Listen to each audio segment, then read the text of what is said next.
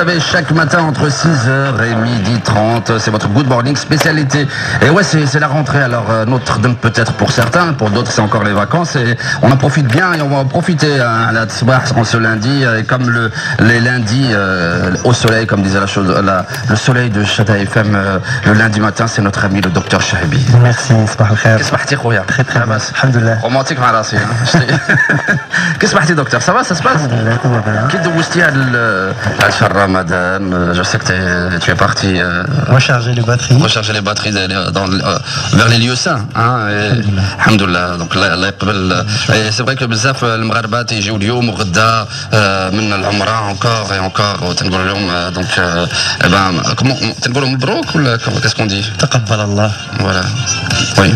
Je vais essayer. Ouais, voilà, je vais essayer de...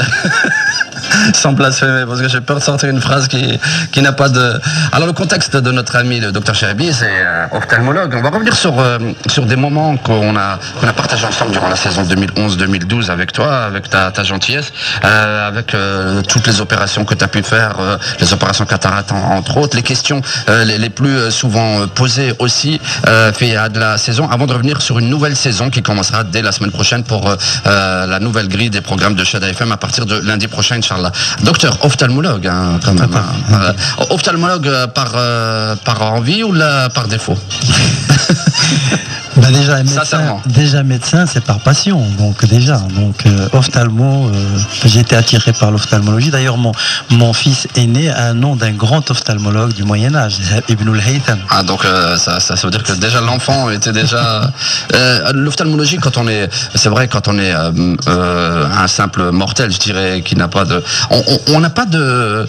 c'est pas un métier auquel on pense quand on est enfant, entre nous. Hein. On pense plutôt à être pompier, médecin, docteur... des métiers adiens, tu vois. Enfant, non, mais c'est vrai qu'au cours du cursus, on découvre pas mal de choses. Et donc l'œil, c'était quelque chose qui t'a attiré. Fils d'ophtalmologue? Non. Mon père était bijoutier. Ah. Mais oui, mais il fallait bien voir avec le petit monocle, tu sais. La petite loupe. La petite loupe, là. On voit bien avec le truc. C'est vrai que j'ai grandi dans l'atelier de bijouterie, oui. Je manipulais aussi. Donc. Tu manipulais l'or. L'œil est beaucoup plus précieux que l'or. L'or, c'est vrai. Docteur, à la saison 2011-2012, ta surprise en termes de radio, parce que toi tu es un homme de médias, hein, on peut pas se le cacher, mais j'attaque chez Moufaja, في Chada FM, donc les questions, les sur l'Oknas, parce qu'il y a une question qui revient très souvent, c'est que en fait les gens ont un petit peu peur d'aller voir un ophtalmologue, ou bien ne trouvent même pas l'utilité. Ils viennent pour dire voilà, j'ai.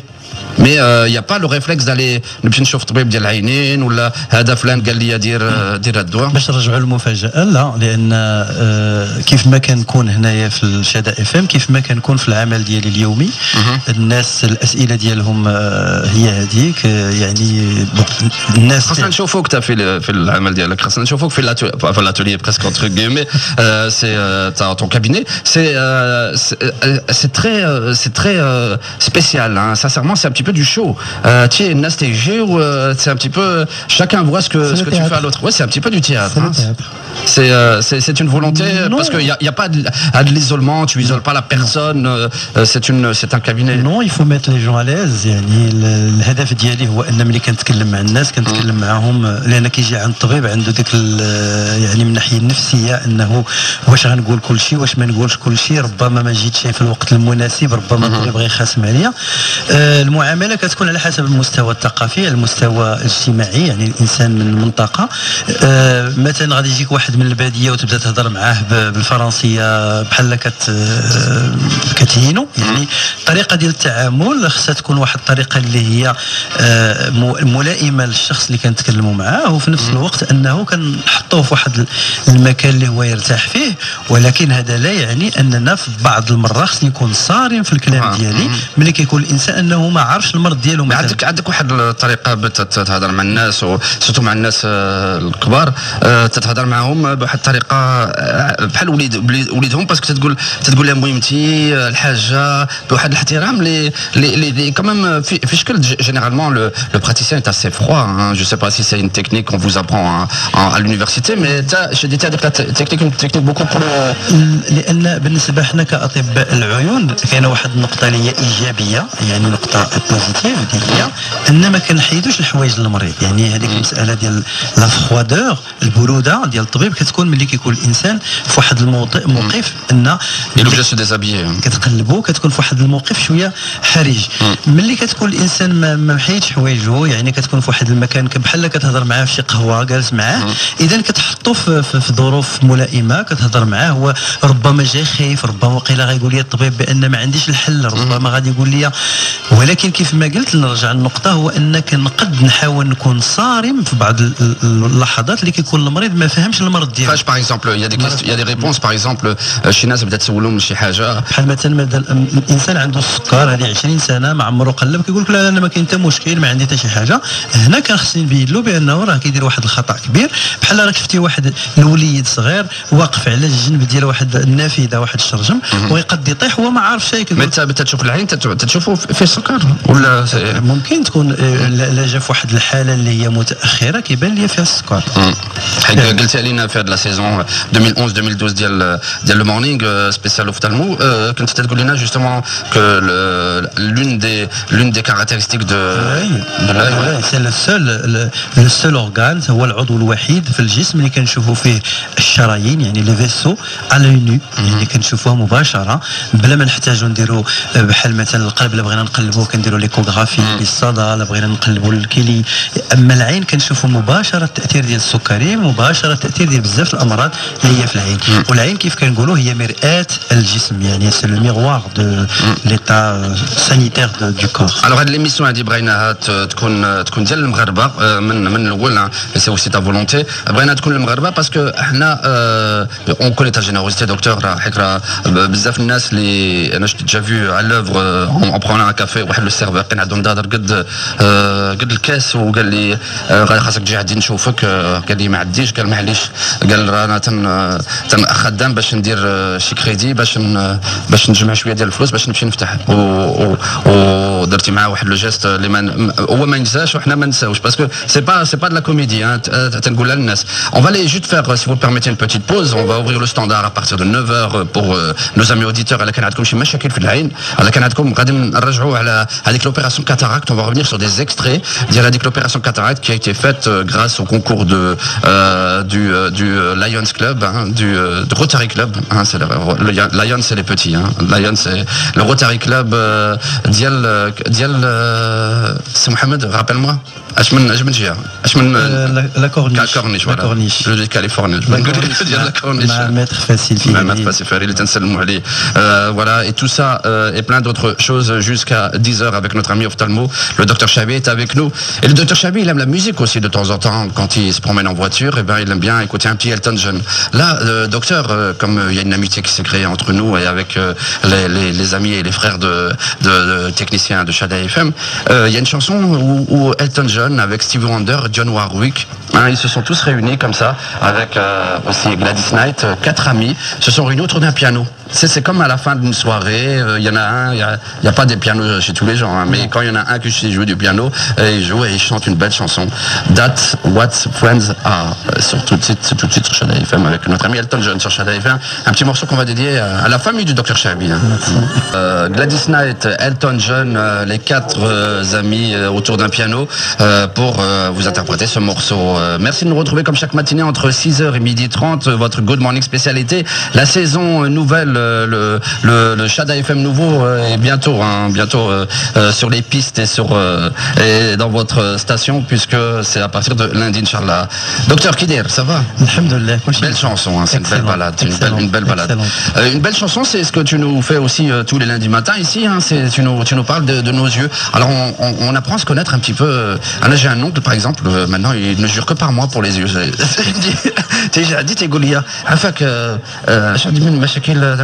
je dis mais je suis pas docteur. Il m'a dit non là je t'ai écouté à la radio, t'as l'air d'être au point. Est-ce qu'on peut comme ça par exemple juste تنسمعوا شي برنامج إذاعي واش نقدروا حنا نفهموا certaines choses بتكونوا عندنا mais on évite par exemple de tomber dans des. شنو هو الهدف ديال هذا البرنامج؟ الهدف ديال هذا البرنامج ماشي هو باش نخدموا الناس، الهدف هو ان الناس يعرفوا بان راه كاين شي مساله كتبان له بسيطه وهي خصها الانسان يراجع فيها الطبيب. كنحقروا العين، كنقولوا العين كتحمر دابا ما تبقاش حمراء، يمكن على الحساسيه. الخطا الاول اللي كنعملوه هو ان كنمشيو للصيدله مباشره وكنساو بان راه الصيدلي فعلا عنده واحد الدور مهم، هو ان هذا الكلام اللي كنقولوه في هذا المنبر هو اللي خصو يقولوا حتى هو ملي يجي عنده واحد الانسان.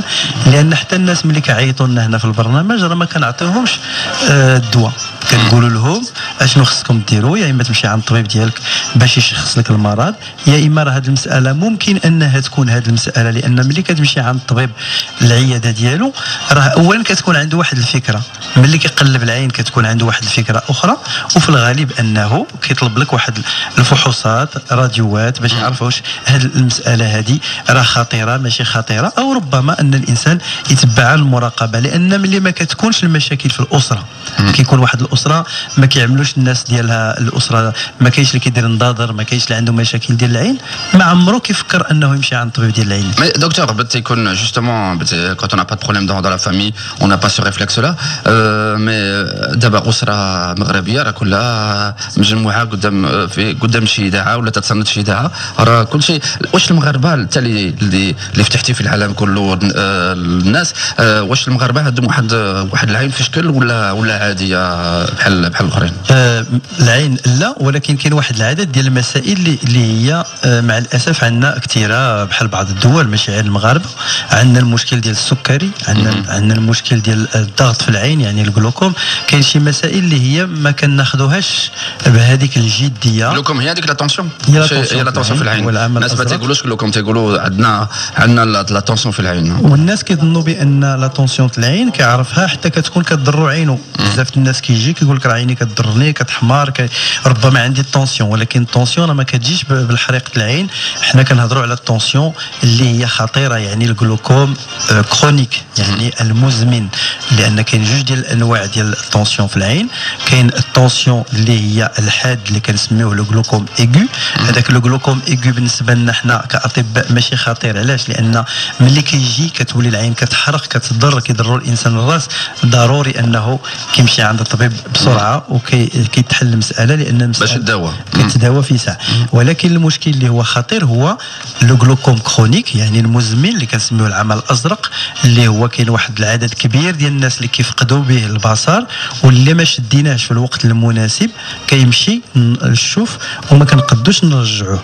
ولهذا فالوقايه خير من العلاج. هذا الدور ديال شدا اف ام مثلا في هذا البرنامج اللي كنعملوه اسبوعي، من جمله المزايا ديالو هو ان الناس يعرفوا بان راه هذا المرض هذا راه ما كيبانش. يعني الانسان الا ما مشاش وقلب بطريقه منتظمه سنويا راه ما يقدش يعرفوا، لا خلى حتى نقصلوا الشوف، راه هذاك النقصان اللي وقع علينا ما كنعاودوش نرجعوه.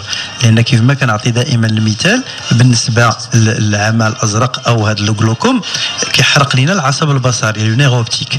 هذا العصب البصري راه بحال العافيه ملي كتكون شاعله، ملي كتحرق، ملي كنجيبوا رجال المطافي لي سابور بومبيي ملي كيطفيو راه اللي تحرق مشى، واللي بقى هو اللي كنحافظوا عليه. ولهذا فكنفضلوا ان يجي الانسان مبكرا، كل ما جا بكري كل ما كنعتقوه، كل ما كنحافظوا له على داك الشوف ديالو. وملي كتكون المسائل جات في واحد الحاله اللي هي فات فيها الفوت بحال العافيه كنقول لهم مثلا، لا بالنسبه للسكري ولا بالنسبه للطونسيون العين، راه الانسان الا جا متاخر راه ملي كينطفيو بالعافيه اللي تحرق واللي بقى هو اللي نحافظوا عليه. ولهذا فهاد ثلاثه النقاط اللي هما اساسيين، السكري والطونسيون، ونقطة أساسية هما الأطفال، باش ما ننساوش الأطفال. هذه دابا احنا مقبلين على الدخول المدرسي، فمن الأحسن أن الإنسان قبل من الدخول المدرسي في هذه الأيام يعملوا فحوصات. علاش؟ لأن كاين الأطفال اللي ما عندهمش الحوال، الاسترابيزم، ما كيكونش الحوال وكتكون واحد العين ضعيفة، أو ربما كيكونوا العين بجوج ناقصين. تقول لوي باريسو، هذاك لوي باريسو ملي كتكون عين وحدة. ولكن كاين لي ميوب مثلا، كاين اللي كيكون عندهم قصر النظر، كيقول لك الولد عندي ما كيقراش مزيان، هو راه ما كيشوفش مزيان، وما يقدرش يقولهاش ومبعدينه من ما كيعرفش شنو. اذا المساله كنظن بان هذا هو الدور ديال الوالدين، هو ان قبل من الدخول الحل دكتور خويا مشكل. الحل هو الواحد اللي كان فقير وما عارفش فين يمشي، والطباء غاليين ولا بعاد منهم، ولا بحال الطبيب صراحه لي زوفتالمو y en a pas partout. Il y en a pas partout certes، ولكن كاين عده مستشفيات. الانسان راه كيسافر باش يمشي كاع عند العائله ديالو. كنظن بان الاسبقيه هو ان المساله ديال الاولويات. راه ما يمكنش الانسان مره في السنه ما يمشيش يشوف طبيب ديال العينين، يعني مساله ماشي صعيبه. وكاين مستشفيات راه ولكن المدرسات نورمالمون elles pourraient organiser ça. هادشي ديال دوك دي كونسلطاسيون بريفونتيف في لي زيكول كاين الجمعيات اللي كيديروهم، ولكن ما كنديروهمش منظمين، يعني باش غنعرفوا بان راه جميع المدارس تكون هذاك الشيء منظم، ونعرفوا بان الاطفال قبل ما يدخلوا للتمدرس نعملوا لهم فحوصات، وسنويا نعملوا لهم فحوصات. وكاين جمعيات اللي كتقوم يعني كتقوم بهذه الفحوصات، وكيعطيو حتى النظارات. منها لا فونداسيون مجيد اللي هي عامله واحد العدد كبير ديال النظارات كيعطيوها فعلا، كيعطيو نظارات مجانا وكتعمل حملات. ولكن هذه المساله خصها تكون مبرمجه على الصعيد الوطني، ماشي غير كنشدوا هذه الجمعيه كتمشي لهذه المنطقه لان ربما كنعرف واحد المسؤول هناك، لا وربما كنعرف هذيك المنطقه كنكون انا من هذيك المنطقه. كيخص هذه المساله تكون مبرمجه على الصعيد الوطني باش الجميع مع المسؤولين ديال وزاره التربيه الوطنيه باش يتعمل فحوصات. انا كنعقل ملي كنا صغار كانوا كيجيو الاطباء كيقلبوا العينين كيقلبوا الجسم. كاين كتكون امراض اخرى اللي ربما ما كتكونش معروفه، الاطفال ربما ما كيعرفوش، الاباء ربما ما كيعرفوش، وما كانش هذه الاذاعات، ما كانش التلفازه، ما كانش الانترنت. ولكن الان الحمد لله الدور ديال مثلا الاذاعات بحال شهاده اف ام اللي كتقوم بهذا التحسيس، وكنحاولوا نوصلوا للناس لان الناس كيسمعوا الاذاعه واخا ما كتكونش ربما عندهم. انا صراحه ما كرهتش جو سي با جو بو te prendre comme ça presque au piège entre guillemets si tu le permets, c'est de faire ça de temps en temps, de partir dans une école si elle nous invite et de faire des consultations avec le matériel nécessaire, parce que tu fais des campagnes comme ça de temps en temps avec ta structure, puisque rappelons que tu es à la tête d'une clinique, la clinique de l'œil à Casablanca. Wadchi Khasman, peut-être tu vas me dire c'est des pansements sur des jambes en bois, mais c'est pas c'est un pas aussi, c'est comme les cataractes. Quand on opère les cataractes, on n'opère pas pour tout le monde, c'est-à-dire on cible certaines zones. L'objectif c'est de sensibiliser, c'est que les gens sachent qu'il y a cette cataracte. Maintenant pratiquement tout le monde sait ce que c'est que la cataracte. Cette fameuse Jlala, je pensais que c'était un groupe. Gilles Jlala. Continue à ouvrir. Là, t'as un dac. Je suis un petit peu con. Par moment, hein, juste, pas tout le temps. Sarah, donc l'Ain, voilà, on va revenir sur Jlala. L'opération cataracte de la fin de l'année, en partenariat avec le Rotary Club de la Corniche. FM, bien sûr. Bien sûr, non, mais et surtout toi, puisque tu as opéré une cinquantaine de personnes, un peu plus, en une matinée. Au Chefna Adakchi, et on t'a enregistré. On t'a enregistré avec des moitiés un petit peu rudimentaires, hein, juste pour vous dire qu'on n'avait pas envie de ramener tout un studio à l'intérieur de clinique, parce que hygiéniquement parlant ça se fait pas. Alors on a ramené un petit micro, et dans ce petit micro il y avait le docteur Chahbi qui nous racontait exactement ce qu'il faisait. On rentre dans la salle d'opération de la clinique de l'œil. Écoutez, c'est le docteur Chahbi dans son œuvre. Là je nettoie donc pour préparer ce qu'on appelle nous le sac, mais c'est le lieu où on va mettre la lentille de l'implant. C'est un implant pliable, donc on fait profiter ces gens démunis de la nouvelle technologie avec des implants pliables, c'est-à-dire qu'on peut les mettre par cette petite incision, on peut les introduire par une petite pour ne pas ouvrir, pour ne pas mettre de point de suture, et dans ce cas-là la récupération est rapide, et même les suites après, ça nécessite pas beaucoup de soins, c'est-à-dire que le patient retire son pansement le lendemain, et en fonction de la dureté de la cataracte, si la cataracte n'est pas dure, le lendemain il récupère, il recouvre sa vue normalement sans problème. Donc là on va mettre la lentille, donc mon assistante a déjà préparé la lentille sur un support, et là incroyable la facilité à faire dans la pression. C'est l'habitude, hein. C'est tous les jours, hein, donc c'est des années, tous les jours, et puis j'ai des assistantes qui sont très, je leur parle même pas, hein. Vous voyez que les étapes sont...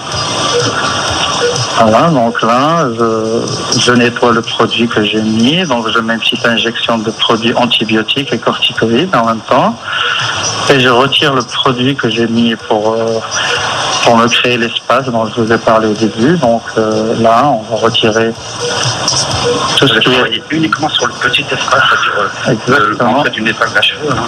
Oui, là, donc là, vous voyez, en plus, il n'y a pas de sang, c'est propre,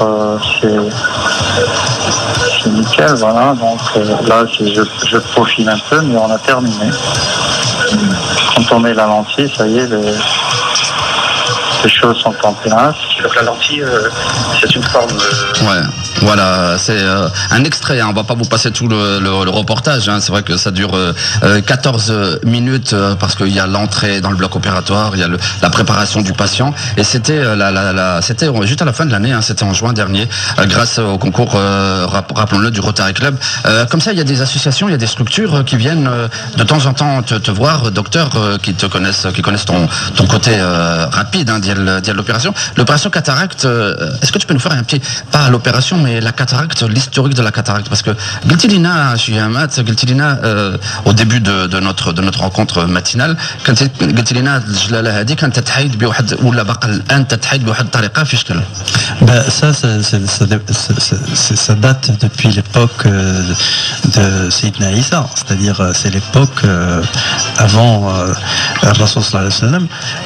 Ce qu'on faisait, c'est de luxer le cristallin derrière, et donc cet obstacle qui dérangeait, qui gênait, on le luxait derrière dans le vitré, et donc on a toujours malheureusement كانوا تدخلوا الجلالة للداخل، كانوا يدفعوها للداخل لأن كاينه بحال شي حيط ما كتخليش الضوء، بحال ان غيدو. بحال دابا شفنا العين دابا النيشان، على جينا نشوفوا العين، كاين هذاك اللون ديال العين يكون بغان نوار كيما كان، والداخل وراه هذاك بحال واحد الشرايج. C'est comme une lentille, c'est une lentille, les lentilles, c'est la même forme, c'est une lentille qui est transparente.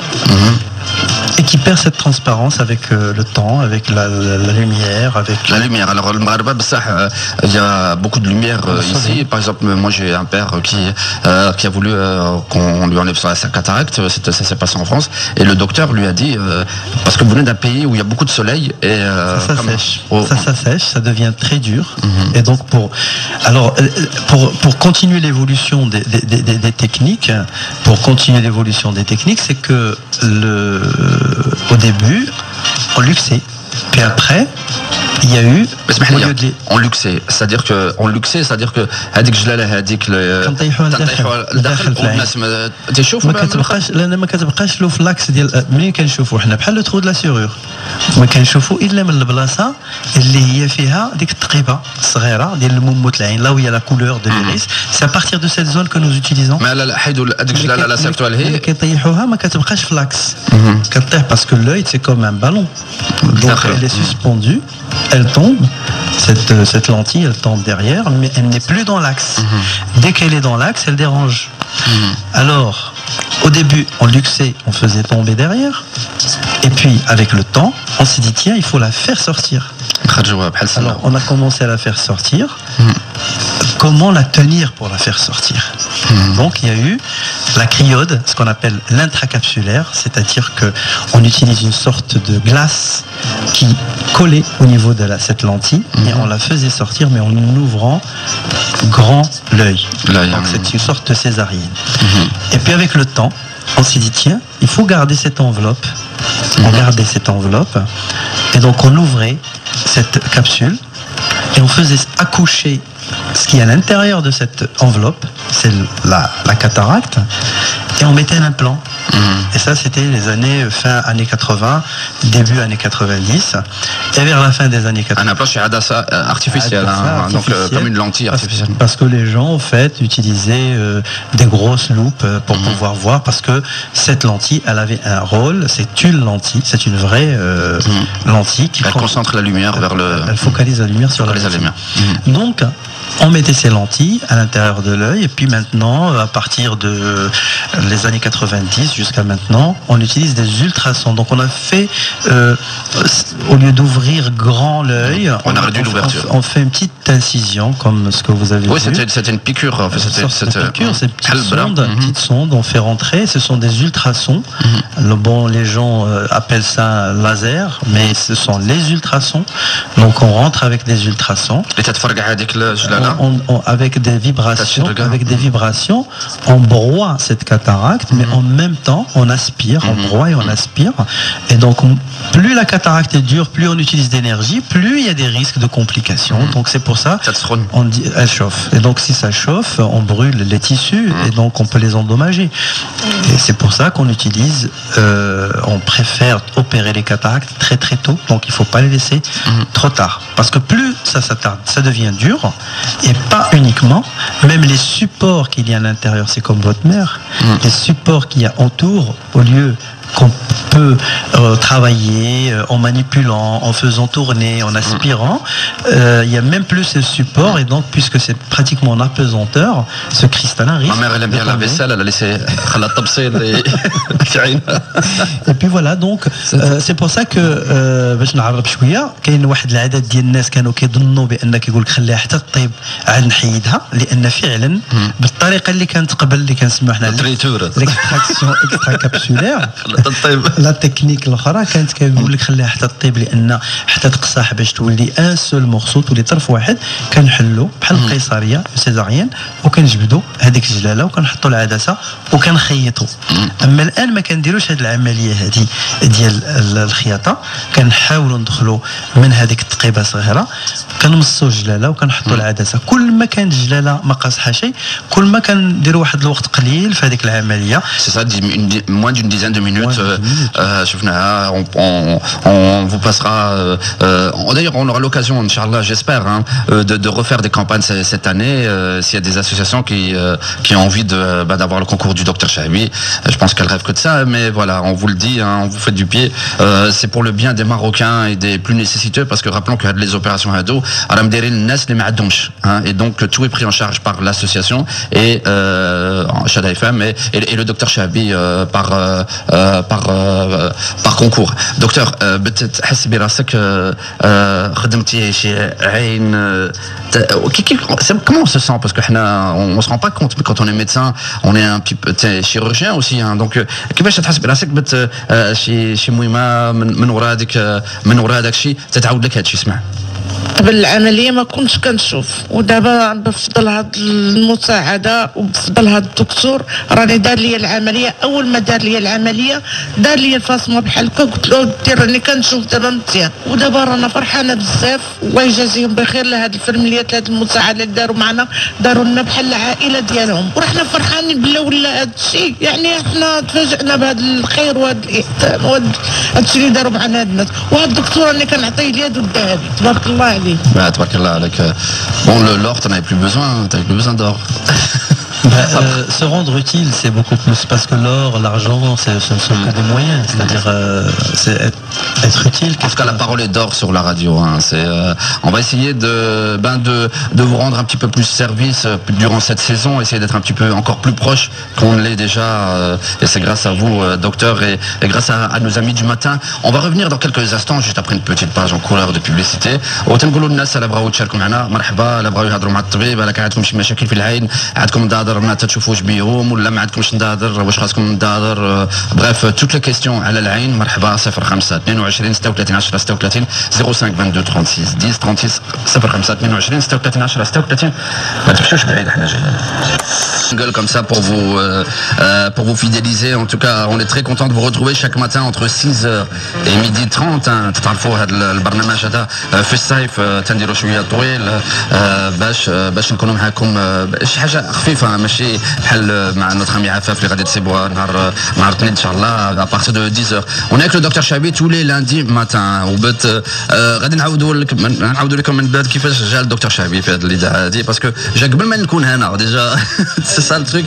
وبالدجاجة بواحد الطريقة أخرى. C'est ça qui est bien dans la vie, c'est que des fois on peut partir sur un malentendu والواحد وتنسبوا الحباب. على خاطر on sait pas ce que واحد تيضرب طوموبيلة ولا تتصاطح مع شي واحد ولا تتخاصم مع شي واحد في شي بلاصة وواحد تيجي يحدث وتيجي. Comment on dit en arabe رب ضارة نافعة. Si tu veux.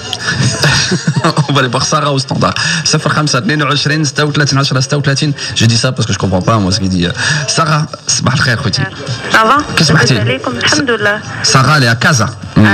Qu'est-ce qu'elle fait dans la vie? Elle travaille, elle Je suis assistante direction dans une société industrielle. مرحبا. Le docteur t'écoute خوتي. Oui, صباح الخير. صباح الخير لاله. الله يخليك بغيت نسولك نورمالمون بغيت نعرف فين تكون حيت بغيت نجي نشوف عندك عينيه ما تنشوفش بهم مزيان. قول لنا سارة. وي قول لنا ما تحشميش سارة قول لنا المشاكل ديالك فين هو؟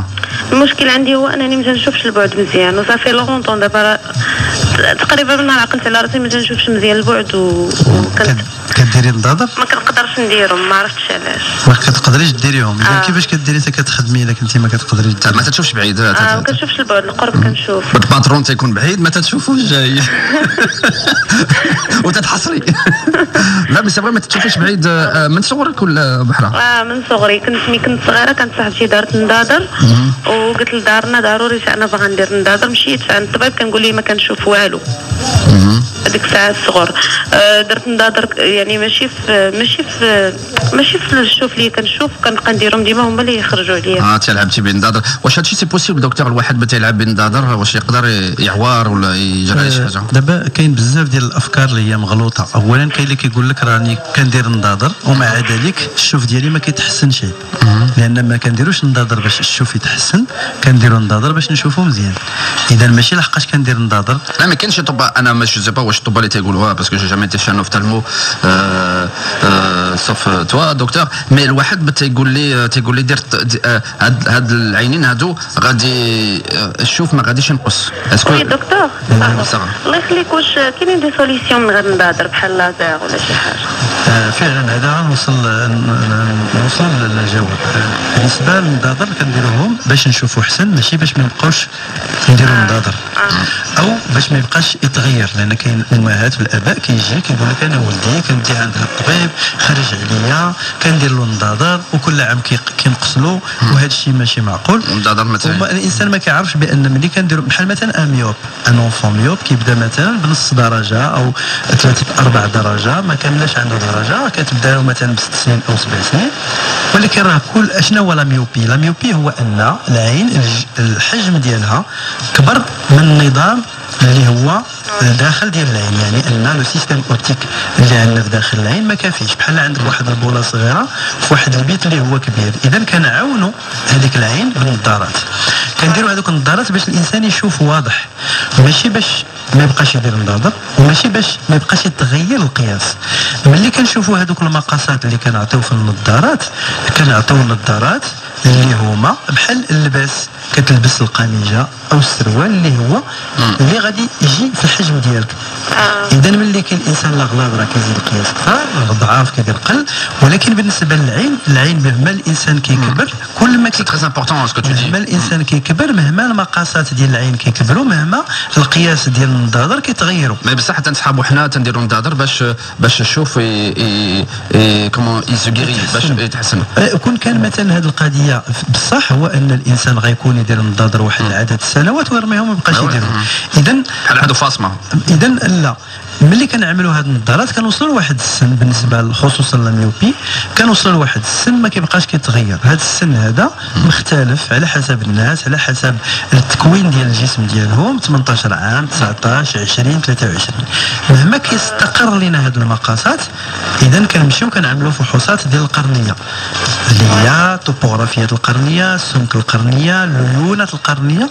ملي كنشوفوا هاد المقاسات وكنشوفوا هاد المقاسات اللي عند الانسان كنقترحوا عليه يا اما التصحيح باللازير هو اللي كان الموضوع ديال البرنامج الاول اللي درت مع نورتين هنايا. هذا التصحيح باللازير على حسب يعني سمك القرنيه وهذه المقاسات اللي عملناها، لان اللازير كنعملوه من ناقص 1 حتى لناقص 6 7 8 على حسب السمك. ما تنديروش اللازير في كل شيء ما كنديروش في كل شيء. كاين الانسان اللي عنده ناقص 2 وما نقدوش نديروا له اللازير، وكاين اللي عنده ناقص 8 وممكن نعملوا له اللازير. اذا الحل ماشي دائما هو اللازير، ولكن كاين حلول. ولكن هو هذاك باش كنقولوا الوقايه خير من العلاج. بحال الناس اللي كتكون عندهم لا ميوبي يعني قصر النظر، الا كان كيعمل نظارات مبكرا وملي كيوصل لواحد السن اللي هو النمو ديال الجسم كيكون كبير، يعني كيتزاد الانسان ملي كيكون كيكبر بين 12 سنه حتى 18 سنه، كنعملوا عدسات صلبه لي لونتي ريجيد ماشي العدسات اللينه، لان عندهم جوج ديال المزايا. المزيه الاولى هو ان ملي كنحطوا هذاك الثقل ديال ديك العدسه ما كتخليش ان العين كتبقى تكبر بهذيك السرعه بديك الوتيره اللي غتغير. مثلا كان الانسان بحال كنت تشدها سي اون كونتونسيون. ملي كتكون هذيك العدسه الصلبه كتخلي القرنيه مسطحه وما كتخليش العين تبقى تزيد في الحجم ديالها. الا كانت غتبقى تغير لك المقاسات كل 6 شهور او كل عام، تبدا تغير لك كل سنتين او كل 3 سنوات. يعني الانسان من 12 سنه حتى ل 18 سنه يقدر يربح 3 أو 4 درجات. ساره واش ديجا تعملت درتي لي لونتي جامي طلع عمري ما درت شي حاجه، وديما كنعكز على النظر وداك الشيء. ولا فاصون انت خاصك تشوفي الطبيب. ودابا خصني بغيت نورمالمون بغيت نشوف هذا الطبيب مسيو شعبي هو اللي بغيت نشوف، غير بغيت نعرف فين كاين ولا تعطيني تليفون ولا شي حاجه. سي سامبل. من وراء العشرة غادي تعيطوا لو سكرتاريا ديال شادي اف ام 05 22 36 83 03 ولا 04 وغادي نعطيكم لي كوردوني دو دكتور. شكرا بزاف ساره وملي يكون باس غادي نشوفوا عبد العزيز معنا من الرباط. صباح الخير عبد العزيز. صباح الخير. كي صبحتي خويا؟ لاباس عليك؟ اللهم لك الحمد وما لاباس. مبروك عواشرك ما تنقولوهاش باقي من عواشر. عبد العزيز عواشر عندنا سيدي اكثر من اسبوع الحمد لله. والدكتور راه تيتصنت لك عبد العزيز خويا. بونجور دكتور. صباح الخير سيدي. صباح الخير سيدي. الله يخليك. انا j'ai mon fils d'abord qui a 21 ans et à l'âge de 5 ans à 6 ans il a été diagnostiqué comme ayant une cataracte congénitale bilatérale. Alors, la première intervention, le premier œil, puis après, 2 ans, le deuxième œil. Alors, ma question, est-ce que l'implant laitier d'air, j'ai une durée de vie qui est connue, mais limitée, ou là, une fois qu'il est mis en place, il reste définitivement. Oui.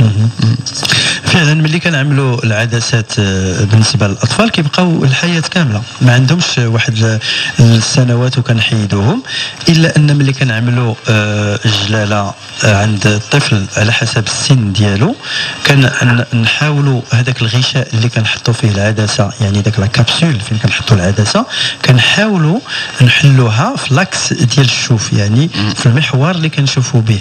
علاش؟ لان هذاك الغلاف هو جلده اللي هو ممكن انها كتفقد الشفافيه ديالها مع الوقت، يعني ماشي العدسه ولكن المكان فين كنحطوا العدسه اللي كنسميو حنا لو ساك، يعني هذاك الغشاء اللي كنحطوا فيه لو ساك كيحاولوا باش ما يبقاش يزعجوا في الشوف ديالو من بعد، لانه واخا كبر العين واخا تكبر العين لان كنديروا المقاسات كنديروا بحساب ان العين غتكبر، او مثلا واخا ما تنلبسوا سروال ديال شي واحد كبير، كنلبسوا السروال ديال شي واحد كبير باش ما نحاولوش نعاودوا نحيدوه، ولا هذا الشيء كله باش ما يديرش واحد النضاضر كبار او خشان. ولكن هذه المساله كتحل ولو انه مثلا دار العدسه وعنده مثلا ربما النظارات اللي كيعملهم، كنعملوا فحوصات، ربما كنعملوا تصحيح ديال باللازير باش يمكن انه ما يديرش نظارات خشان. مي خويا عبد العزيز على سولتي سي tu as posé cette question, je crois que est-ce qu'il y a un souci en ce moment avec ton fils? Là, c'est juste pour avoir l'information. Le problème des lunettes, justement, il les porte et c'est des lunettes progressives. Je vous dis pas. Là, je suis غلط لان دابا على حسب المقاسات في ذاك الوقت ربما هذه تقريبا لا كانت 16 سنه باش عمل العمليه ولا اقل ياك بحال هكذاك. المقاسات ما تعملوش صحاح، هذا ممكن من الاحتمال. ربما اذا كانت المقاسات في الاطار ديال اللي هو ممكن يتصحح باللازر راه ممكن يتصحح باللازر، وربما كتكون طرق اخرى كنعملوا عدسات لينه داخل العين الا فتنا ديك هذيك المقاسات اللي هي ممكن تصحح باللازر على الاقل كنقصوا له من داك الثقل ديال دوك النظاظر. Je crois qu'elles sont trop grosses, Abdelaziz, les lunettes de ton fils. Ils sont pleins. Ils sont pleins. Ils sont pleins, oui, ils sont pleins. Même des fois, ils refusent de les porter carrément. Mais est-ce que docteur, là justement, dans une cataracte congénitale, on en a rarement parlé ici, donc c'est l'occasion. Abdelaziz, ولدك عرفتي كان عنده شلالة كان صغير الحق ما كانش تيشوف كاع؟ ما كان تيجمع عينيه منين هذا كي ديفون لا تيلي كان ديما تي هذا il avait des mouvements anormaux et donc en consultation on m'a dit que c'était une double cataracte. Et donc est-ce qu'il y a une solution, je vais juste poser une question à ta place Abdelaziz si tu permets, est-ce qu'il y a la solution par exemple de remplacer avec la lentille les canaux de cancer par une lentille beaucoup plus performante aujourd'hui 16 ans après? Je pense que la technologie non parce que 16 ans c'est les mêmes implants pratiquement. Donc le problème c'est pas la lentille. Même avec l'implant سويسرية سويسرية ممكن نعملوها فوق من هذه. هذا هو الا كانت مثلا بقات له بلس 5 خدام معاك عبد العزيز الا كانت عنده مقاسات كبيره ممكن ان هذاك الشيء باش قلت له اذا كانت المقاسات ممكن نصحوها باللازر كنصحوها باللازر. اذا كانت المقاسات خارجه على هذاك المكان اللي ممكن نصحوه باللازر كنعملوا هذه العدسات اللي تكلمت عليها ديال Voilà, Abdelaziz, si consultation il y a, il faut aller voir l'ophtalmo qui a consulté le petit, ou bien, enfin le petit qui est déjà grand maintenant, ou bien l'occasion de venir voir le docteur. D'accord. Une dernière question, moi j'ai pas eu l'occasion de... Alors, vous avez parlé d'un plan suisse. Oui. Je peux avoir plus d'informations, là j'ai pris l'émission en cours. On n'en a pas parlé aujourd'hui. Pas aujourd'hui, mais ce sont des implants, ce sont des lentilles souples qui sont fabriquées en Suisse et qui sont utilisées pour les gens qui veulent se débarrasser de leurs lunettes et qu'on ne peut pas traiter par laser. Donc ça nous a donné quand même une marge un peu plus large pour les gens qui ont par exemple moins 24, moins 25 de myopie avec des grosses lunettes, qui ont porté des lentilles malheureusement les lentilles souples pendant des années et comme on sait les lentilles souples laissent des traces sur l'œil. Ça il faut le dire à Abdelaziz, hein, le fiston il ne doit pas porter de lunettes. S'il ne porte pas de lentilles, il porte des lentilles que des lentilles rigides, hein, pas des lentilles souples. Voilà, et sinon on met ces lentilles souples à l'intérieur de l'œil. Ce sont des lentilles personnalisées, c'est-à-dire qu'ils ne sont pas dans le stock, on fait des mesures, c'est sur mesure et on les commande et il y a une seule société au monde qui fait ça, c'est en Suisse. Elle est en Suisse, c'est pour ça qu'on dit ça. Merci beaucoup Abdelaziz et bonne matinée à vous. 05 22 36 10 36 05 22 36 10 36 غادي نمشيو للستات نشوفوا معنا نادية 05 22 36 10 36 اللي بغيت تهضروا مع الدكتور شعبي. نادية صباح الخير. سالو نادية. بونجور نادية. الو السلام عليكم. السلام نادية، كي صبحتي خوتي؟ صباح الخير. نادية مشات تفطر يمكن بغات تسمع الوجه. الو نادية. الدكتور شعبي. هو معك. السلام عليكم نادية. ولدي كان عنده تقريبا شي عام كانت عنده قطعات كونجينيتال. درنا العمليه ومن بعد بقيت نتبع مع الطبيبه كدير ديك لوكليزيون سي جور على ان جور. المهم واحد الوقت ما كانش كيستحملها ليا من بعد ملي قبلها دابا ملي طلع لي الشوف تقريبا في الكادر. شحال السن ديالو دابا؟ شحال السن ديالو؟ دابا عنده 12 عام ونص. دونك ملي وصل ديك الشوف ديال الكادر بحال حبس فيها الماده حيدت لي ديك لوكليزيون. المهم دابا انا بقيت برطه واش ما نخافش على لوكليزيون ملي حيدت الشوف ينقص ولا شي حاجه. ولكن لوكليزيون لان درتي له العمليه شحال كان في السن ديالو؟ كان السن ديالو عام. انت ما حبستي ليه لوكليزيون؟ لا بقيت كندير لوكليزيون انت حبستيها حتى لدابا من ديك الساعه حتى لدابا. وعلاش ما طلعتش اكثر من هكا تخديزي؟ حيت هو في الاول ما كانش كيقبل لي يشد عينه. اذا ما كنتيش كديري لوكليزيون من الاول. يعني شحال المده وانت موقفاها؟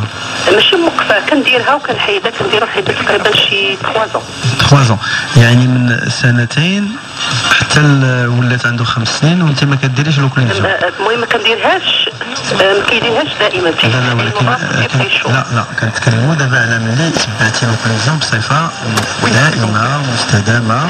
شحال اللي دار 5 سنين حتى 12 عام. من 5 سنين حتى 12 عام، يعني من 5 سنين حتى 12 عام درتيها 6 ايام نهار 6 ايام نهار. وكنتي كتبدلي النظاظر. كنبدل الدجاج. كتبدلي الدجاج وما عاودش طلعت لك؟ لا ما طلعتش. 10 شهر ستة. وكانت جلاله عنده في عين وحده. كانت عنده في عين وحده. ودرنا البلون. لازم ديري الامبلون. المساله ديال يعني خص ربما لازم تحاولوا تكملوا بلوكليزيون، لان ربما قد يكون عندنا شويه الحظوظ في هذه السنتين، يعني قليل باش الناس ملي كنفوتوا 10 سنين 12 سنه باش تعاود تطلع العين، ولكن كنظن من الضروري ان خص تحاولي باش تطلعي اكثر من 4 على 10، لان لو وصلت ل 6 او 7 على 10 غادي يكونوا النتيجه غتكون احسن، ولكن من الضروري ان تبقاي الترويض وتكون المقاسات. كيقبل لي ديك الكليزيون ما بقاش كيبغي. لا ولكن دابا المشكل ما قبلهاش في الصغور، ما قبلهاش دابا، راه من الصعب لان المساله ما بقاتش المساله غير ديال الجلاله وديال العين، راه ولات المساله ديال الدماغ، لان بحال الانسان اللي هو كيكتب لي منيه وتقول له اجي تكتب لي سريه، من الصعب خص تحاول الترويض باش عاود الدماغ يخدم هذيك العين، لان مع الاسف الا بقى ب4 على 10 ولا بغى يدير شي مهن في المستقبل غيكون من الصعب عليه باش ناديه اخوتي الله يستر. كاين شي وليدات يعلموا من صغرهم يدقوا البرا ديال كونتر السكر، هذاك سميتو لانسولين من صغرهم. دونك هو تا خصو يفهم هادشي، راه سي بور سون بيان، راه ماشي مديرين ليه شي عقوبه ولا شي حاجه. يفو لي جو بونس كيفو لي. عندي واحد المشكل دكتور. دابا ملي من حيت لوكليزيون والليله وقع فيا قدام الشمس كتسد عينو كتضرو كتسد عينو. لا ماشي تيسد عينو، كتضرو عينو من الفوق. المهم خص لازم يتعمل فحص اولا، وثانيا النقطه الاساسيه هو ان خصك ديري مجهود ديالك باش في هاد السنتين اللي باقا تحاولي تطلعي له الشوف ديالو. اش تيقول الطبيب ديالو اش تيقول لي؟ اللي قلت لها راه ما بقاش كيبغي يدير لوكليزيون داكشي، قالت لي صافي حيديها لي، راه حيت المهم غنقول لك تقريبا شي ملي دار 7 سنين بقى في ديك 4 تيشوف 4.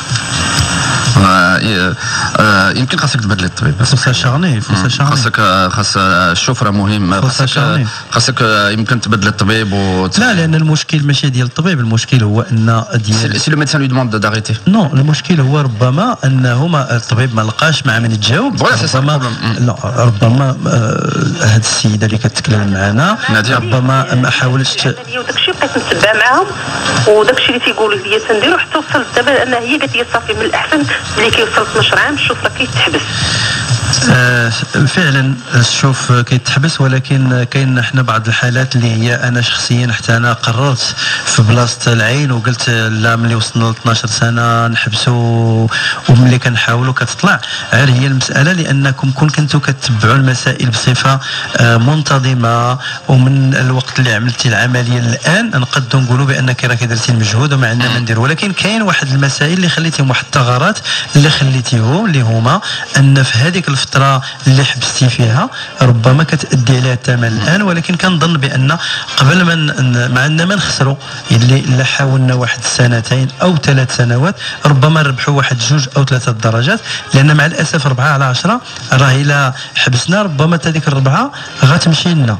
اذا من الاحسن ان نحاولوا ان بكل المجهود ان باش يطلع شويه واحد 2 درجات غتكون مزيان. اون ريميرسي ناديه، شكرا بزاف ناديه، وتنسمعوا على الناس ستات 05 22 36 10 36. سميره معنا من الهلال. صباح الخير سميره. صباح الخير خويا. صباح الخير دكتور. صباح الخير. الله يخليك، انا عندي 47 سنه وعندي فورت ميوبي، يعني ناقص 17 ناقص 18 من الصغر، وانا تندير في 90 بديت تندير المونتي، يعني ما تنشوفش مزيان نهائيا. سوبل السوبل دابا عيني ما بقيتش نتحمل ندير لي مونتي نهائيا. ديجا سميره غادي يجر لك وديناتك لو دكتور مع لي لونتي سوبل باسكو تي مرضو العين يمكن ما كنتيش عارفه دكتور. دابا اولا بعدا غتعطينا هذه السيده اللي عندها تجربه، وحنا هذا الكلام كنقولوه دائما، كنقولوا بان استعمال العدسات اللينه راه كنأديو عليها الثمن. هذا مثال حي انها استعملت العدسات اللينه يعني سوبل لواحد المده طويله، وهذا المده ولو ان بعض الاطباء كيعاتبوني كيقول لك لا دابا ولاو عدسات يعني النوعيه ديالهم احسن. انا كنشوف بمحض تجربه ان الناس اللي كيجيو لعندنا وكنعملوا لهم تصحيح باللازير مثلا، ملي كنجيو كنشوفوا القرنيه كيفاش كتولي في الجناب ديال بين الابيض وبين السواد والبياض، لان المكان اللي هو بين السواد والبياض هو المكان اللي كتغذى منه هذه القرنيه، لان القرنيه هو العضو الوحيد اللي هو كيتغذى بدون شرايين، ما فيهش شرايين، خاليه من الشرايين، ما فيهاش لي فيسو، ولهذا فهي شفافه يعني ترانسبارونت. اذا هذه القرنيه كتغذى من هذه العروق اللي هما رقيقين اللي هما بين السواد والبياض، كنحطوا عليهم هذه العدسات اللي كيبان لنا حنا خفاف، ولكن بالنسبه للحجم ديال هذوك الشرايين والاوعيه هي راهما كبار بزاف. اذا بما ان هذا الثقل هذا كيخلي واحد المده طويله، اش كيوقع هو هاد الشرايين كتبدا تدافع على راسها، كيولي الحجم ديالها غير عادي، كيولي الحجم ديالها خشين، وكنوليو كنحسوا بالعين كتحمر، كتحسي بحال عندك الرمله في عينك، كتولي في المساء عينك كيحمروا، وكتقولي كتمشي عند الطبيب مثلا يقول لك راه ولات عندك الحساسيه. علاش ما كانش عندك الحساسيه قبل عاد ولات عندك الحساسيه؟ علاش الحساسيه كيف قلنا دائما على هذا المنبر هو ان الحساسيه راه ما كتكونش بوحدها في العين، راه كانت الحساسيه كيكون واحد يعني عدد ديال المسائل اللي كتكون في الجسم، هو كيكون الانسان خواشم، كتكون واحد الحقل اللي كنسموه حقل ديال الحساسيه، كيكون الانسان يا اما عنده ربو ولازم او كتكون عنده حساسيه في الجسم ديالو، اكزيما في الجلد او مسائل اخرى. اذا هاد الناس اللي هما كيعملوا العدسات لواحد المده طويله كتولي هاد الاعراض هذه. مع الاسف ما يمكنش نرجعوا للور ولا واخا نعطيوها الدواء باش الناس يفهموا، لان هذه سيت اون سيكاتريس كتولي في القرنيه، كتولي هاد العروق كيوليو كيأثروا، واخا يمشي عند الطبيب كيقول لك عينيك. واش هادشي اللي جاري دابا لسميره؟ هادشي اللي جاري لها وسميره كنشكروك اللي عيطتي لنا، لان انت كتعززي هاد الكلمه اللي كنقولوها هنا في المنبر، باش كتقول لنا فعلا انا درتها سنوات وها شنو وقع لي العينيه. ياك دكتور انا درتها من 90. دابا المشكل اللي عندي وانني ولدت بنتي مشيت عندها الامارات وضعوني عينيا، وفاش دوزت قالوا لي هما عندي الماء في العين اليمنيه. ياك عرفتي ديال الدكاتره ديال لي بروفيسور. لا اسمحي لي، قالوا لك عندك مي مي بيضاء هي الجلاله، هذيك ماي هي الجلاله. عندهم مرات تبدلوا كل شيء حتى في الغناء وكل شيء. عندك ماي هي جلاله، ميه بيضاء ماشي الماء. كيقول لك ميه بيضاء وميه زرقاء. الميه الزرقاء هي الجلوكوما والضغط في العين، والميه بيضاء هي الجلاله لا كاتاراكت.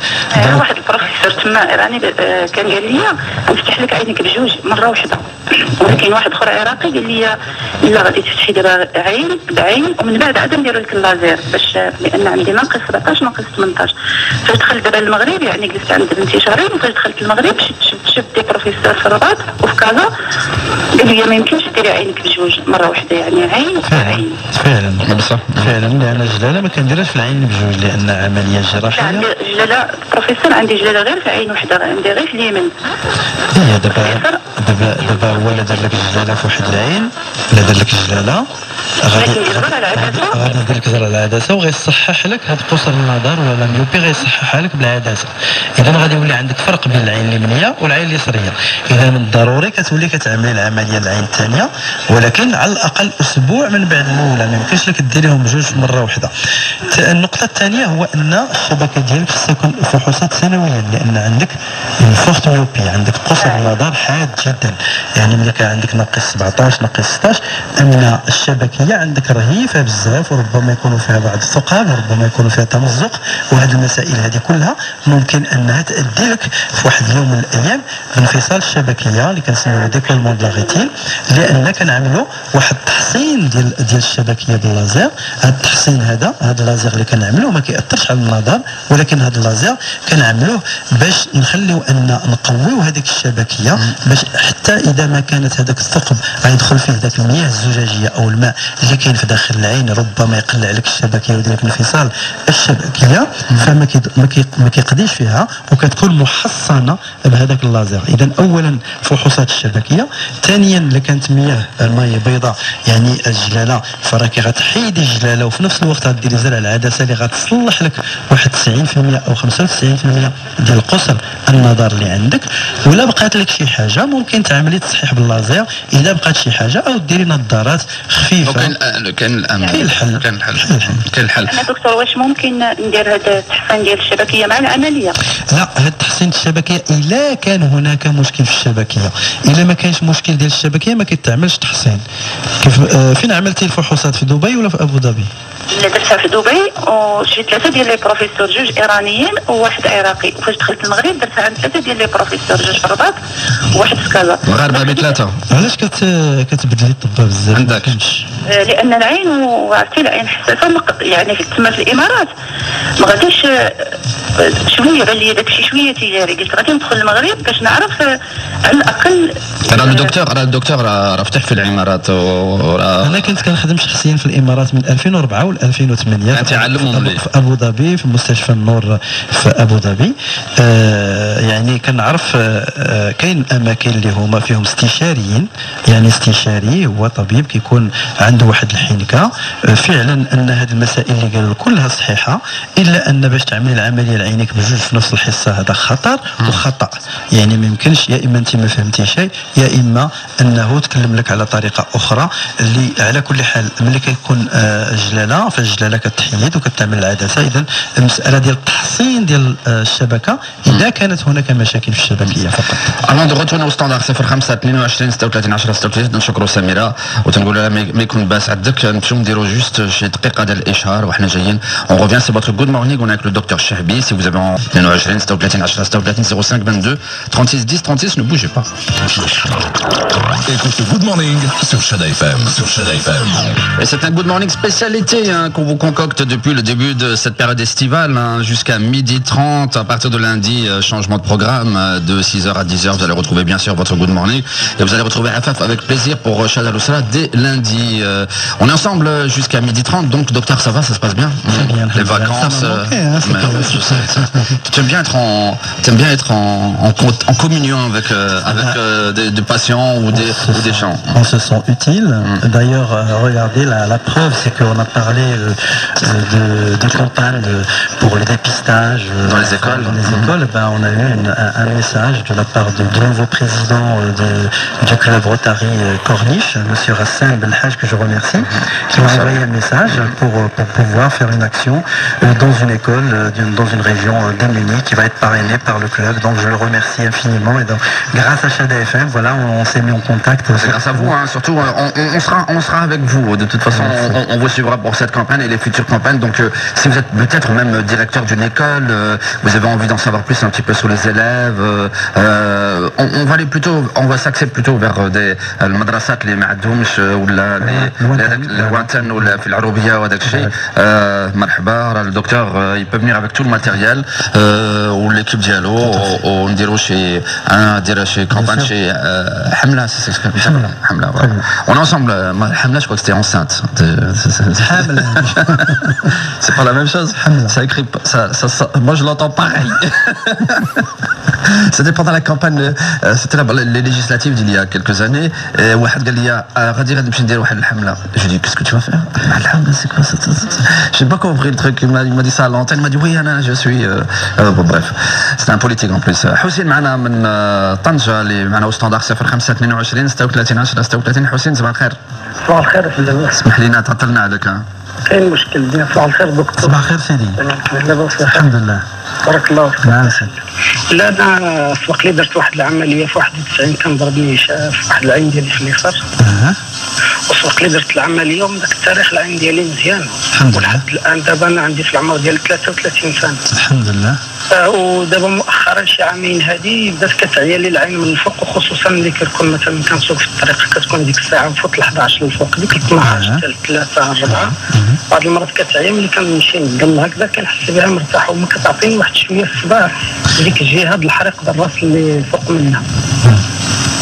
يعني كتحس بها كتعيا، يعني شنو كتبدا تحس بان من الفوق العين كتعيا من الفوق فوق الجفن كتبدا تسد. كتبدات بحال اللي كتضيق. نعم نعم. ومؤخرا كتعطيني الحريق بحال اللي نقدر نقول لك داك الصداع النصفي، هذا النص الراس اللي من هنايا ديال الجهه اليسريه، يعني كتعطيني الحريق. ملي كنرتاح مثلا ولا نغسل وجهي وكنجلس واحد شويه في الظل ولا هذه، كنحس بها رجعت عاديه كانها ما كاين والو. كدير نضاضر؟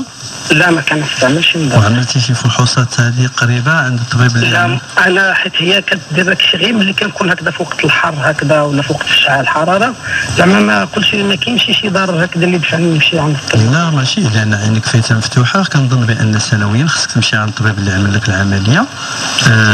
باش انا قلنا السبق لي ما كنتش عملتها انا في طنجه هنايا، كنت عملتها في مراكش. وانت دابا ما ضراتكش اكثر من 10 سنين؟ ما ضراتكش ولا اكثر من 20 سنه؟ لا تقريبا يعني حوالي عامين هذه فين بدات كتعطيني هاد الحالات. دابا خصك تمشي عند الطبيب. دابا هذا هو المشكل، هو ان دابا عندك انت عينك فايت عامل لها عمليه.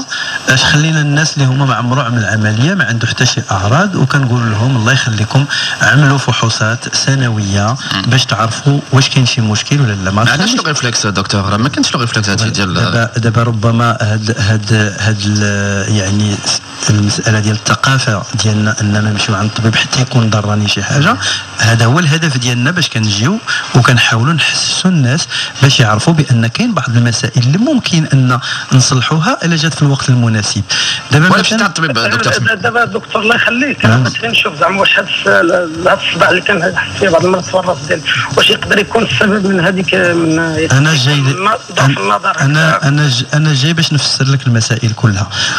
بالنسبه انت دابا داير عمليه مثلا العين ديالك، خصك سنويا تعمل فحوصات ولو ما تكونش عندك اعراض.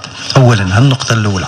النقطه الثانيه ان عين ملي كتكون دايره عمليه كتكون هناك تغيرات في العين، يعني ان العين ما كتبقاش عندها الدمعه عاديه، ما كتبقاش كتولي مسائل ديال الجفاف، وكتكون ان ربما الا كان خصك تعمل نظارات خص العين تستعمل لها نظارات باش ما تتعبها شيء.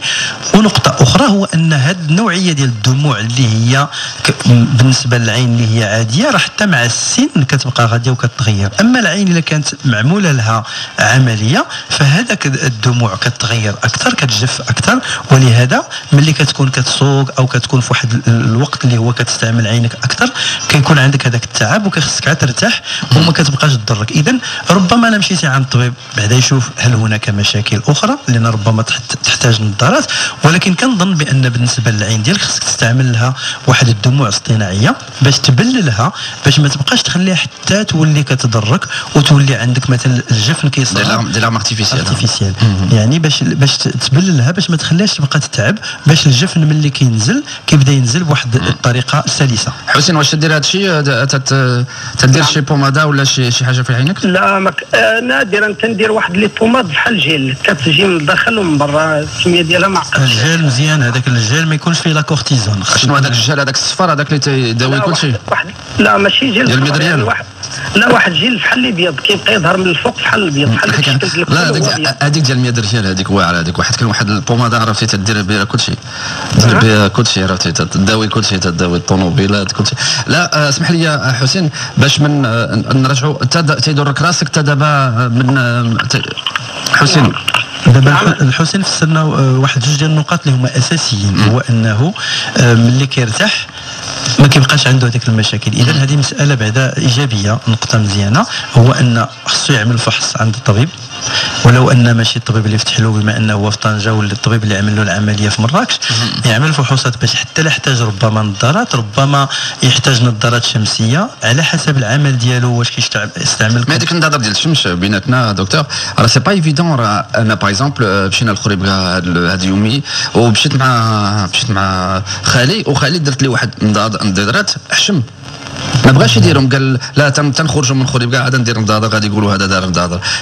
سي كولتورال، سي كولتورال، ما بغاش يبقى عمى في الشمس، ما بغاش يدير نظاظر. سيتي دي لونات عاديين انت فوا، مي لا لامبريسيون كو سيتي سي كولتورال، سي لا فريم، سي لا فريم. حنا نو moi j'ai des lunettes de soleil même la nuit, c'est pour vous dire à quel point. Et donc حسين on lui souhaite bon courage. خاصو يمشي على الطبيب ضروري، خاصو يمشي على الطبيب.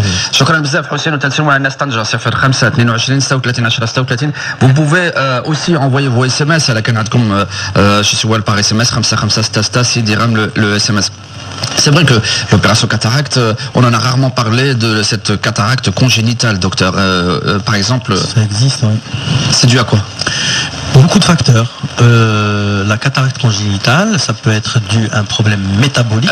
الوليد عنده لا كاتاراكت وليد صغير كيتزاد ربما في السنه عنده جلاله من صغره، ربما في السنه الاولى، ربما كتكون ملي كتكون جلاله عند الطفل الصغير فهي ماشي جلاله ديال الشيخوخه ديال القرنيه ديال العدسه الطبيعيه، ولكن هي مساله ديال الجسم، ان يا اما كيكون مشاكل اخرى في الجسم او كتكون مشاكل متوارثه، ولهذا فكنعملوا العمليه مبكرا، لان العمليه كتدار ولو الطفل كتكون عنده سنه كنعملوا العمليه. علاش؟ لان لما دخلش الضوء بصفه يعني عاديه لداخل الشبكه فربما ان هذه العين ما عمرها كتطلع في الشوف ديالها، اذا كنعملوا له العمليه وكنعملوا له العدسه واخا مبكرا، لان العدسه تفتح الدراري الصغار الدراري الصغار بحال عادي هذاك الشيء تدير ليه كنعملوا له البنج نفس الطريقه غير هي عندها واحد الخاصيه اللي تكلمنا عليها قبيله، هو ذاك الغشاء اللي كنحطوا فيه العدسه، بما ان القوه ديال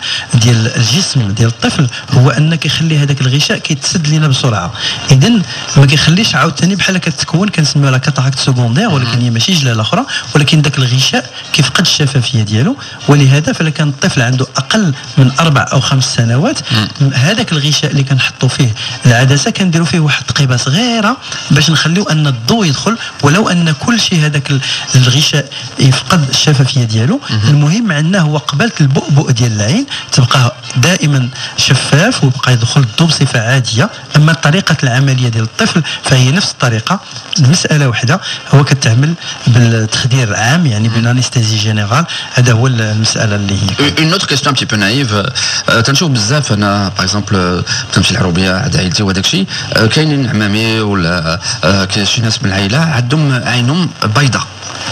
منين جات هذه القضيه دي؟ لا يلي بلون انا صافا والاخر عينه بيضاء.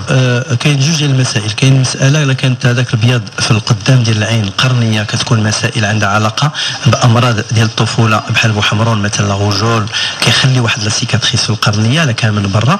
مع الاسف الا كان في المشكل في القرنيه ولو كنغيروا القرنيه لان كيكون المشكل في الطفوله كنوليو في المشكل اللي تكلمت عليه السيده انه ما تعملش ترويض، يعني واخا غنحيدوا هذيك المشكل ديال ذاك البياض غنحطوا قرنيه جديده، فالمشكل هو ان العين ما خدماتش في الصغر، اذا واخا نعملوا العمليه ما كنعاودش نطلعوا في القوه ديال البصر. الا كان هذاك البياض داخل العين فهي راه قد تكون واحد الجلاله او كاين مشاكل اخرى. هو تتبان جلاله الا كانت تعطلات كتبان بيضاء، كتبان بيضاء، كتولي كتبان بحال هذاك البياض اللي كيبان. غير هو البياض ملي كيتكلم واحد الانسان اللي هو ماشي عمل فحص امام الطبيب، فالبياض على حسب المكان ديالو، يا اما لك القدام في القرنيه، يا اما داخل العين، يا اما هذاك البياض كيبان لنا بحال شي جلاله ولكن هو عنده علاقه بشبكيه اللي هي داخل طيحه لمده كبيره وكتولي كالسيفي، كتقصح، كتولي كالسيفي. هذه من الصعب اننا كنحيدوها، يعني كتبقى مساله عاد تجميليه. لا بغات بحال دابا كتكون عند شي بنت عندها 20 سنه وكيكون هذاك البياض يعني من ناحيه استيتيك يعني تجميليه، كان ربما كنحاولوا نقصوا منها. شوف لما تنقول ميرسي بوكو دكتور. غادي نمشيو لاكادير نشوفوا معنا يوسف 0522 36 10 36 05 22 36 10 36 avec le docteur Chahabi, ophtalmologue, répond à toutes vos questions. Youssef, صباح الخير خويا. الو صباح الخير دكتور. صباح الخير سيدي. عواشركم مبارك. الله يبارك فيك علينا وعليك. دكتور الله يعطيك الصحة، انا كنت درت واحد الأوبيراسيون مؤخرا ديال الجلاله تقريبا شي شهر وشي اسبوع. شحال السن ديالك؟ عندي 43 عام. نعم. ودكتور هذه المده ديال الشهر كلها الحمد لله ما درت الاوبيراسيون ما كانتش شي حاجه اللي كضرني او لا شي حاجه كانت، انما من اسبوع هذه تقريبا وليت حاس بان العين ديالي تقريبا ولات تحمر بزاف وما بقيتش قادر نتحمل الاشعه ديال الشمس، وليت نقلب على شي حاجه اللي مظلمه ما فيهاش الضوء بزاف. حبستي تقاطر؟ ما سمعتكش. حبستي تقاطر؟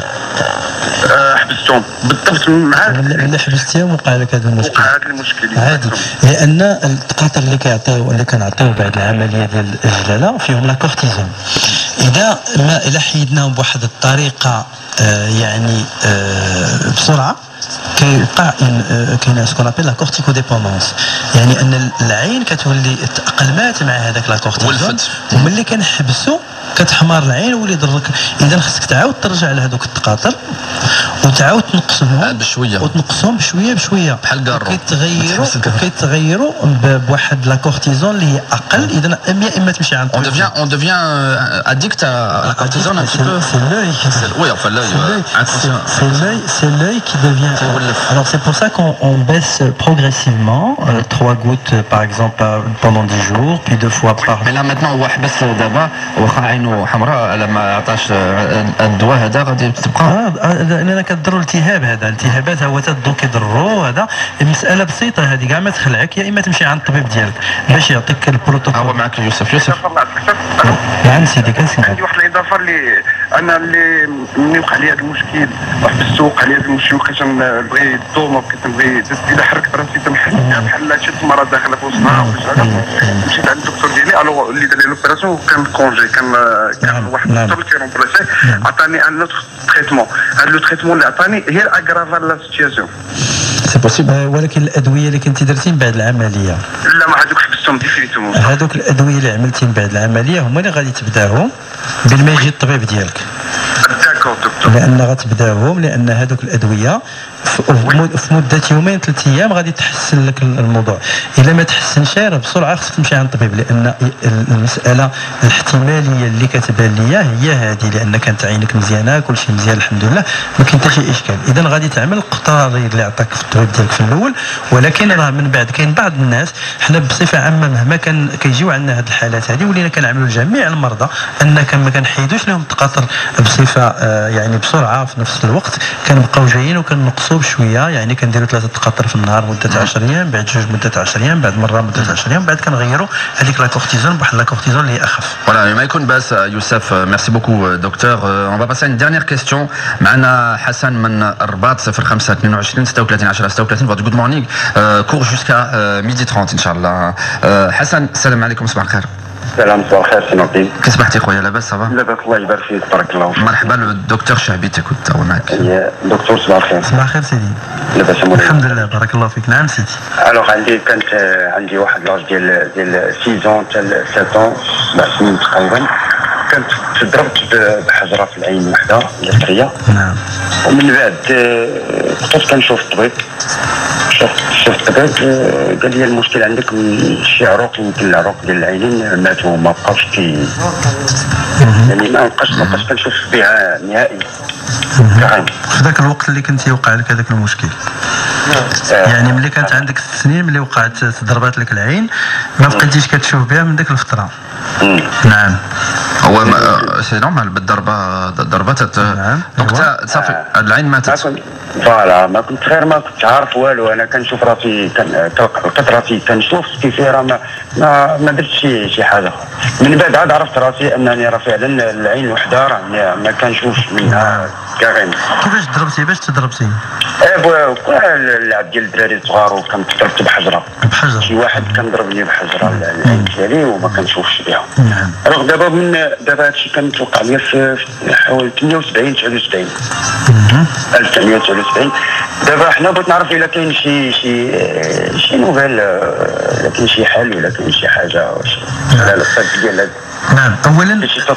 اولا بالنسبه لا كانت العين تضربات في الغالب كيكونوا في البدايه كتكون مشاكل ديال الضغط في العين. هذه المساله الاولى اللي ربما تقد دير اتلاف العصب البصري والنيغوبتيك، لان لما كانتش الدوات هذاك الضغط في ديك الفتره الاولى واخا كتكون العين كلها سليمه، الا كان هذا العصب البصري بقات عليه واحد الضغط لمده شهر او شهرين كيمشي يعني ما كيبقاش خدام. اذا كتكون كنسميوها عين ماتت هذه فعلا. النقطه الثانيه هو ان ملي كتكون هذه الضربه هذه قويه كتاثرنا على الشبكيه، على بؤبؤ الشبكيه، على ماكولا لو سونتر اللي كنستعملوه في النظر. هذاك كتولي فيه اون روبتور دو ممبران دو بوش، يعني كتحل المسائل اللي هي مهمه في بؤبؤ الشبكيه. مع الاسف مع السن كتولي اون سيكاتريس، يعني كتولي واحد النقطه سوداء هناك واخا تعمل اي شيء ما كتكونش حلول. اذا هذه جوج. النقطه الثالثه هو ان هذه العين هذه تضربات في واحد السن اللي هو ديال النمو ديال العين، يعني ان من 6 سنين حتى 12 سنه كيف ما كنتكلموا، واخا العين كتكون ما فيها حتى شي مشكل، لكن خصها عن النظارات وما تعملوش لها وما تعملش الترويض، فهاد العين كتبقى معكازه. وبالاحرى اذا كان مشكل في الشبكيه، مشكل في العصب البصري، مع الاسف الحل كيكون صعيب. انا جو باسكو سي اسي غراف، خاصو يمشي ابسوليومون، يمشي حسن يمشي يشوف الطبيب ان اوفثالمولوج اللي قريب ليه. وتنشكروا et on vous remercie en tout cas docteur et amis auditeurs pour vos questions posées au docteur ophtalmologue. Si vous voulez les coordonnées du docteur Chahbi, c'est simple, vous appelez ici au standard, en tout cas au secrétariat de Shada FM 05 22 36 83 03 ou bien 04 05 22 36 83 03 ولا 04 pour que Zineb vous donne les coordonnées du docteur. Ça va docteur? Ça se passe bien? Très bien, merci. Bon retour à toi, bonnes vacances, bonne fin de vacances. Alors tu es plein en vacances toi, déjà حليتي déjà la clinique. On reviendra sur des thèmes encore beaucoup plus intéressants que cette saison 2011-2012. On essaie d'être au plus près de vous et on vous remercie docteur pour votre partenariat et de nous permettre de recouvrer la vue. Merci beaucoup docteur. On te souhaite une très très belle journée, une très